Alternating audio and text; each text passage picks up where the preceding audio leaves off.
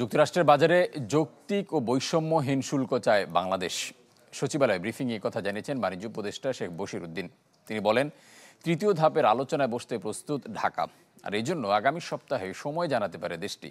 এ সময় দেশটির সাথে আলোচনার প্রক্রিয়া নিয়ে সন্তুষ্টির কথা জানান বিকেএমএ সভাপতি। ট্রাম্পের শুল্ক চ্যালেঞ্জ মোকাবেলায় যুক্তরাষ্ট্রের সাথে কয়েক ধাপে আলোচনায় বসেছেন উপদেষ্টা, সচিব সহ বেশ কয়েকজন শীর্ষ কর্মকর্তা। তবে এখনও আসেনি তেমন কোনো সুখবর। দ্বিতীয় ধাপের আলোচনার ফিরিস্তি তুলে ধরতে এ সংবাদ সম্মেলন করেন বাণিজ্য উপদেষ্টা। জানান, তৃতীয় ধাপের আলোচনার জন্য সময় চাওয়া হবে যুক্তরাষ্ট্রের কাছে। এ সময় যৌক্তিক শুল্ক হার নির্ধারণের বিষয়েও আশাবাদের কথা জানান শেখ বশির উদ্দিন। আমাদের আলোচনাগুলো উৎসাহব্যঞ্জক এবং আমাদের আলোচনাটা যথেষ্ট এঙ্গেজিং ছিল। আমরা সময়ের জন্য ওনাদেরকে জানাবো এবং সময়ে আমরা সামনের সপ্তাহের মাঝামাঝি নাগাদ সময়ে আশা করি পেয়ে যাব। আমাদের সক্ষমতা দিয়ে এবং যদি তুলনামূলকভাবে আমাদের সাথে কোনো বৈষম্যমূলক অবস্থান না তৈরি হয়, আমাদের ব্যবসায়িক প্রতিষ্ঠানগুলো সফলতার সাথে ব্যবসা করে যাবে বলে আমি ব্যবসায়ীদের সাথে একসাথে দৃঢ় আস্থা প্রকাশ করি।